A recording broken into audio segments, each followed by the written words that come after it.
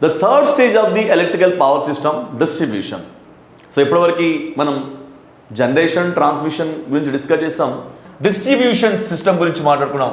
Power distribution system. So మనకు తెలుసు power సిస్టంలో ఉన్నటువంటి ఆ త్రీ స్టేజెస్ వచ్చేసి number 1 generation,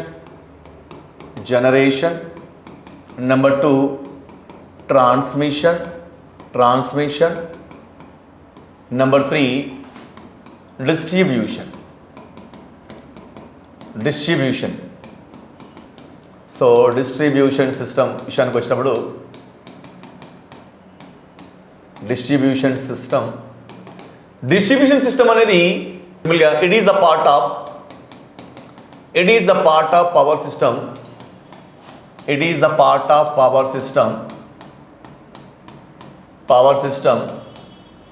Which delivers or distribute the power,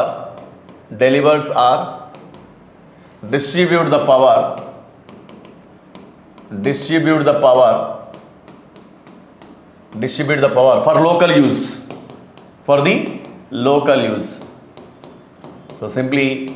so local use కోసం పవర్ని డెలివర్ చేసే లేదా డిస్ట్రిబ్యూట్ చేసే పవర్ సిస్టంలోని పార్ట్నే మనం డిస్ట్రిబ్యూషన్ సిస్టమ్ అనుకుంటాం. ఒకసారి మనం పవర్ సిస్టమ్ యొక్క స్ట్రక్చర్ చూద్దాం. ఆల్టర్నేటర్ దగ్గర మనం ఏం చేస్తున్నాం అంటే, సో ఫర్ ఎగ్జాంపుల్ అంటే పవర్ ప్లాంట్స్లో జనరల్గా ప్రతి ఆల్టర్నేటర్ కూడా కన్వెన్షనల్ ప్లాంట్స్ మనం తీసుకుంటే మనం thermal, hydro, nuclear. So power ప్లాంట్స్లో మనం ఏం చేస్తున్నాం, పవర్ని 11 kV దగ్గర జనరేట్ చేస్తున్నాం. So we are going to generate the power at 11 kV. మనకు తెలుసు. So immediately we are feeding this power to a step up substation. ఏం చేస్తాం మనం దీనికి స్టెప్ అప్ సబ్స్టేషన్కి ఇస్తున్నాం మనం. స్టెప్ అప్ సబ్స్టేషన్ S/S అంటే సబ్స్టేషన్ అమ్మ, S/S సబ్స్టేషన్.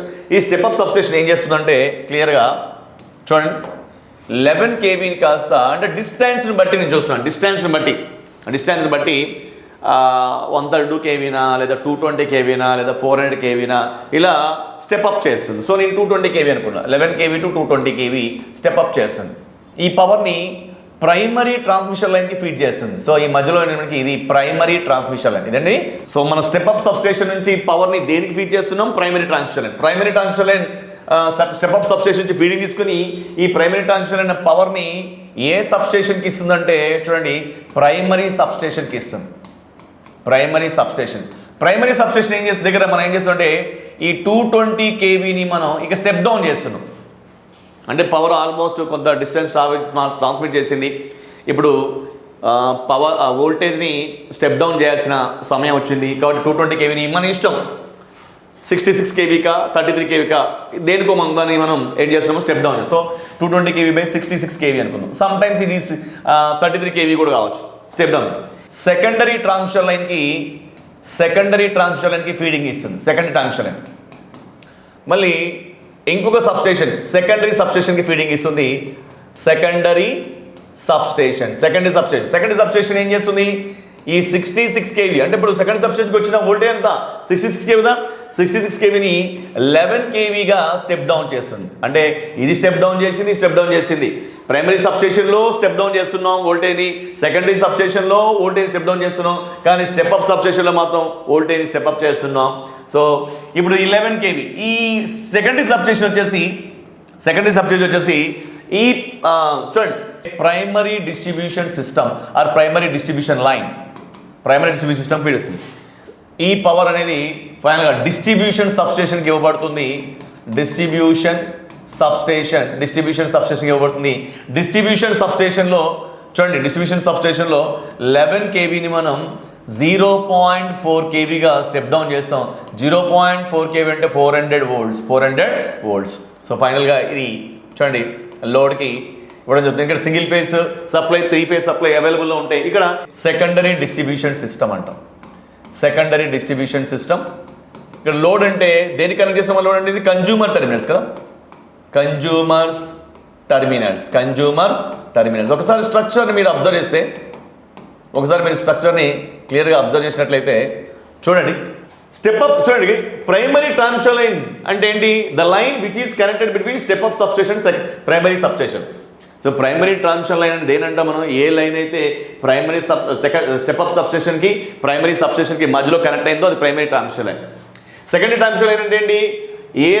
ఏ లైన్ అయితే ప్రైమరీ సబ్స్టేషన్కి సెకండరీ సబ్స్టేషన్కి మధ్యలో కనెక్ట్ అయిందో దాన్ని సెకండరీ ట్రాన్స్మిషన్ లైన్ అంటాం. ఇకపోతే ప్రైమరీ డిస్ట్రిబ్యూషన్ సిస్టమ్ అంటే ఏంటి? It is the part of distribution system which is connected between secondary substation and distribution substation. So secondary సబ్స్టేషన్కి డిస్ట్రిబ్యూషన్ సబ్స్టేషన్కి మధ్యలో కనెక్ట్ చేయబడినటువంటి system primary distribution system. Distribution సబ్స్టేషన్కి కన్జ్యూమర్ టెర్మినల్స్కి మధ్యలో కనెక్ట్ అయిన సిస్టమ్ వచ్చేసి సెకండరీ డిస్ట్రిబ్యూషన్ సిస్టమ్. అంటే ఓవరాల్గా చూస్తే ఇక్కడ వరకు మనకేంటి? ఇది generation, this is generation stage. ఈ 220 kV నుంచి మొదలుకొని మళ్ళీ ఇక్కడ ఈ 66 kV, అంటే ఇది మొత్తం కూడా మనకి ఏమవుతుంది? Transmission right. ఇక్కడ అంటే మనకి సెకండరీ సబ్స్టేషన్ నుంచి మొదలుకొని ఇక్కడ కన్జ్యూమర్ టెర్మినల్ వరకు ఇది మొత్తం కూడా మనకి ఏంటంటే పవర్ డిస్ట్రిబ్యూషన్ సిస్టమ్. అంటే ఇప్పుడు మనం పవర్ డిస్ట్రిబ్యూషన్ సిస్టమ్ని ఇంకొకలాగా కూడా మనం డిఫైన్ చేయొచ్చు. ఏంటంటే పవర్ సిస్టమ్ యొక్క ఏ పార్ట్ అయితే సెకండరీ సబ్స్టేషన్కి కన్జ్యూమర్ టెర్మినల్స్కి మధ్యలో కనెక్ట్ చేయబడి ఉంటుందో, మరి డిస్ట్రిబ్యూషన్ సిస్టమ్ ఎక్కడ స్టార్ట్ అయింది? సెకండరీ సబ్స్టేషన్ నుంచి స్టార్ట్ అయింది.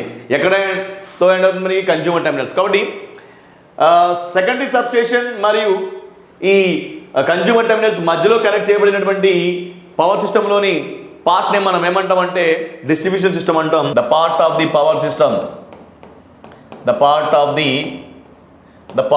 The electrical power system, the part of the electrical power system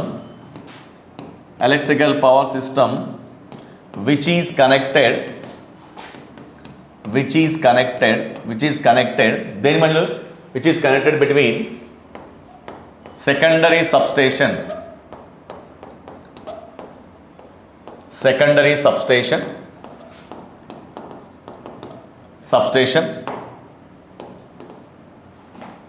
station and consumer terminals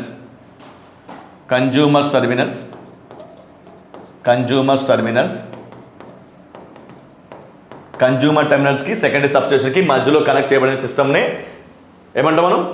distribution system. Is known as distribution system, is known as power distribution system, simply distribution system.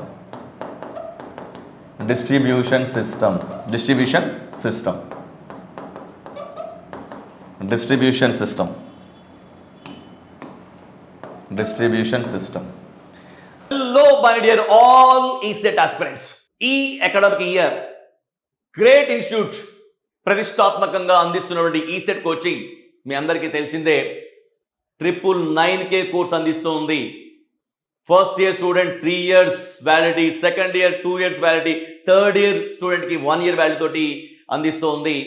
పైగా 15 days, within 15 days refund పాలసీని తీసుకొచ్చింది. ఏ student అయినా, ఏ ఆస్పెక్ట్లో అయినా, ఏ కాన్సెప్ట్లో అయినా చిన్న అన్సాటిస్ఫాక్షన్గా ఉన్నా మీరు 15 daysలో రిఫండ్ పొందొచ్చు. మరి ఈసారి సెమిస్టర్స్లో మరి కొన్ని సబ్జెక్ట్స్ విషయంలో డిఫికల్ట్గా ఫీల్ అవుతున్నటువంటి స్టూడెంట్స్ కూడా ఏదో చేయాలనే ఉద్దేశంతో ఇవాళ మీకు మంచి ప్లాట్ఫామ్ తీసుకొచ్చాం. సెమిస్టర్ సబ్జెక్ట్స్ని కూడా ఇవాళ నీట్గా కాన్సెప్చువల్ ఎక్స్ప్లెనేషన్ తోటి రికార్డ్ చేయడం జరిగింది. పర్టికులర్గా మారినటువంటి కరికులం C26 అనుగుణంగా మరి టెస్ట్ పేపర్స్ అనేది కూడా ఆల్రెడీ మనకు SBTET ప్రపోజ్ చేసినటువంటి మోడల్ పేపర్స్ ఏవైతే ఉన్నాయో ఆ మోడల్ పేపర్స్ అన్నీ కూడా డీటెయిల్గా ఎక్స్ప్లెనేషన్ విత్ వీడియో తోటి యాప్లో ఉంచడం జరిగింది. అదే సమయంలో ఆ పర్టికులర్ చాప్టర్ నుంచి ప్రీవియస్ ఇయర్స్లో ఏ క్వశ్చన్స్ ఇవ్వబడ్డాయి, ఆ క్వశ్చన్ సంబంధించినటువంటి ఎక్స్ప్లెనేషన్ కూడా పొందుపరచడం జరిగింది. So previous and expected question, ఇప్పుడు మీరు రాయబోయే మిడ్ ఎగ్జామ్స్లో, ఇప్పుడు మీరు రాయబోయే ఫైనల్ సెమిస్టర్ ఎగ్జామ్స్లో ఏ క్వశ్చన్ రావచ్చు అవి కూడా మరి ఇంక్లూడ్ చేయడం జరిగింది. My dear friends, semester students ఎవరైతే ఉన్నారో ఇక ఇప్పటి నుంచి మీరు ఏ మాత్రం ఆందోళన చెందాల్సిన అవసరం లేదు. మీరు ఒక గ్రేట్ ఇన్స్టిట్యూట్ యాప్లో ఈ సెట్ సబ్స్క్రైబ్ చేసుకుంటే ఈ సెమిస్టర్ కంటెంట్ మొత్తం కూడా మీకు ఫ్రీగా మీరు యాక్సెస్ చేసుకోవచ్చు. సో సెమిస్టర్లో మీరు స్కోరింగ్ చేసుకోవచ్చు, అట్ ద సేమ్ టైం ఈ సెట్లో ద బెస్ట్ ర్యాంక్ని మీరు క్రాక్ చేసుకోవచ్చు. కాబట్టి ఇంత మంచి ఆపర్చునిటీని యూటిలైజ్ చేసుకోవడం కోసం మరి ఆలస్యం ఎందుకు? సో సత్వరమే ఈ కోర్సును మీరు సబ్స్క్రైబ్ చేసుకోండి. సో ఈ కోర్సు మీరు సబ్స్క్రైబ్ చేసుకోవడం కోసం గూగుల్ ప్లే స్టోర్ నుంచి గ్రేట్ ఇన్స్టిట్యూట్ యాప్ని డౌన్లోడ్ చేసుకోండి.